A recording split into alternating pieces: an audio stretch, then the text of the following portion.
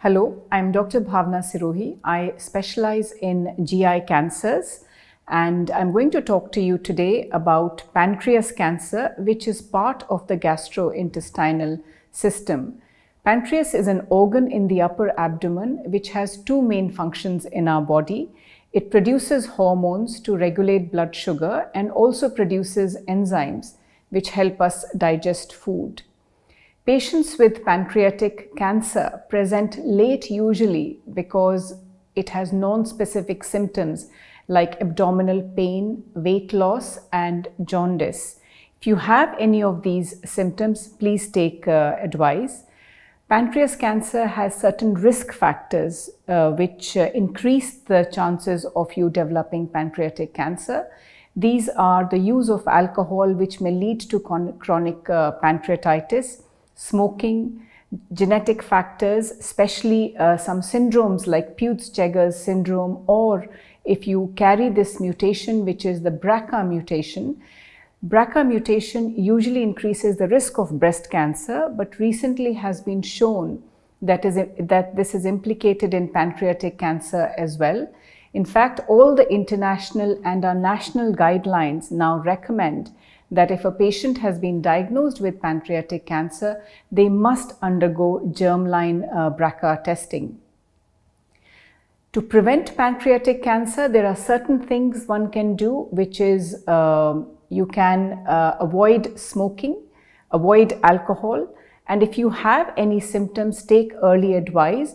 If there is any family history of breast cancer, prostate cancer, or pancreatic cancer in your family, see a specialist and undergo genetic counseling.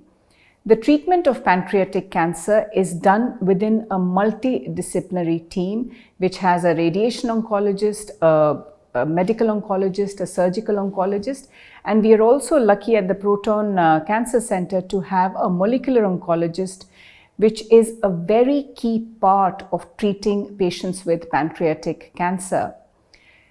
Treatment is divided into curative and non-curative setting. In curative setting, most of our patients actually need chemotherapy and surgery. And the focus in early pancreatic or locally advanced pancreatic cancer these days is to give what we call neoadjuvant chemotherapy before surgery, even in patients who have an operable pancreatic cancer, because we know that the outcome of patients who have chemotherapy followed by surgery is significantly better than those who have surgery followed by chemotherapy, as about 50% of patients do not end up having chemotherapy. Treatment of advanced pancreatic cancer has had a huge improvement over the last few years, mainly because of newer chemotherapy agents and also precision oncology, which helps us treat patients better.